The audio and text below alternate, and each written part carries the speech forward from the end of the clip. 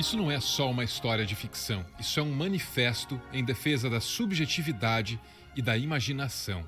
Logo no início, antes mesmo de apresentar o personagem que dá nome ao livro, o narrador fala da frustração que ele sentiu ao fazer esse desenho. Isso é uma jiboia que engoliu um elefante, mas para as pessoas sem imaginação, isso é só um chapéu. Então ele desenha o interior da jiboia. Dessa vez, os adultos entendem o desenho, mas não percebem o exercício de imaginação por trás dele. O narrador é orientado a fazer alguma coisa mais útil da vida.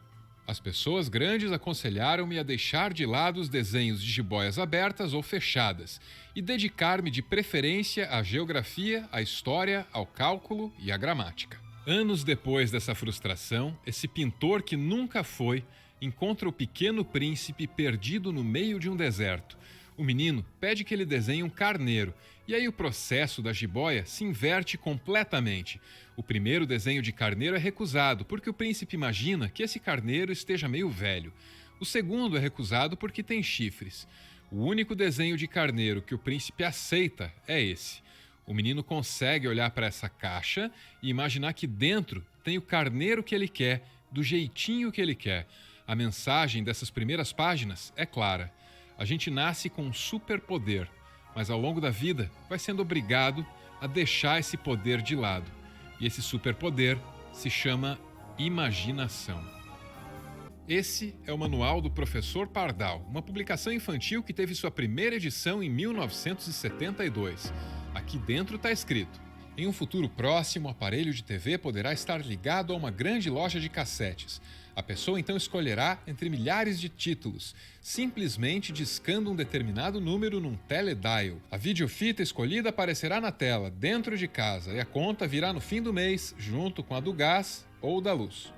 O almanaque do Professor Pardal imaginou um serviço como Netflix. Muito antes da internet está disponível para a gente. Não há criação possível sem imaginação. Tudo que é matéria agora já foi imaginação um dia. Todas as grandes invenções da história da humanidade só foram possíveis graças a um trabalho coletivo e imaginativo.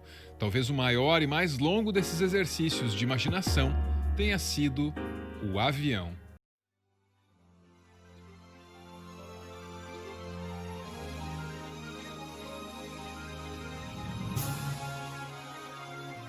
A humanidade sempre sonhou em voar.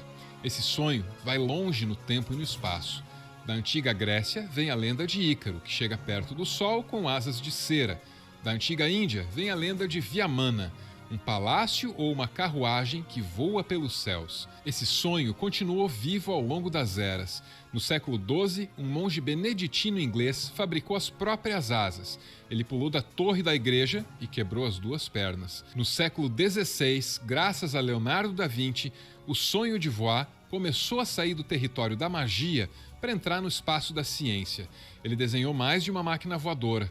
Da Vinci nunca saiu do chão, mas manteve o sonho vivo.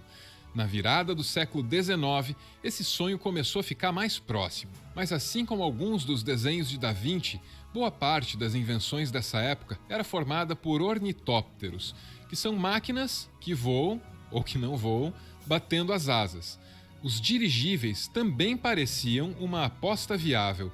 O futuro do transporte aéreo poderia estar em qualquer uma dessas máquinas. Ninguém sabia. O avião, como a gente conhece hoje, foi um esforço coletivo que envolveu tentativa e erro. Muito erro. Boa parte dos erros e dos acertos foi cometida na França.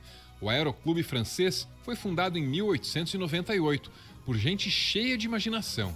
Júlio Verne foi um dos fundadores, junto com Santos Dumont.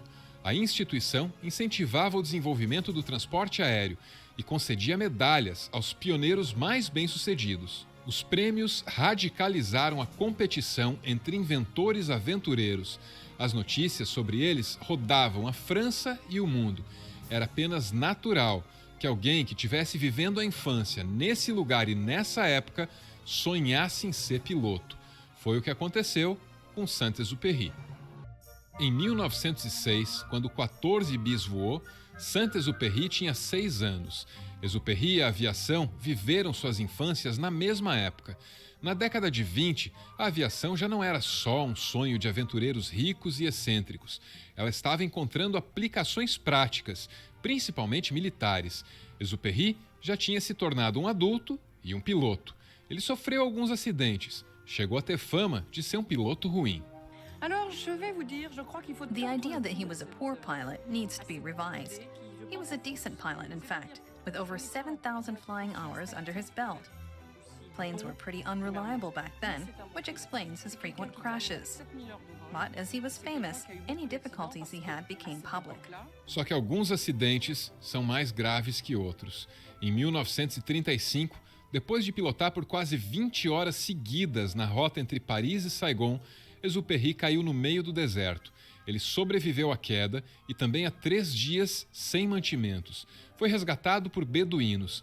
Esse episódio é mencionado em Vento, Areia e Estrelas. Nesse livro, Exupéry escreveu: "Olho para o céu, vejo milhares de estrelas soltas pelo universo, enquanto eu permaneço preso a essas areias. Embora meu corpo esteja aqui, um pouco de mim é capaz de viajar por esse céu e levar-me a mundos desconhecidos. Então, vejo que meus sonhos são tão reais e concretos como essas dunas, essa lua, essas coisas que me cercam." O mesmo acidente inspirou O Pequeno Príncipe, não só porque O Pequeno Príncipe também começa com um piloto perdido no deserto, mas também porque, assim como esse trecho de Vento, Areia e Estrelas, a jornada do príncipe fala da fronteira entre abstrato e concreto.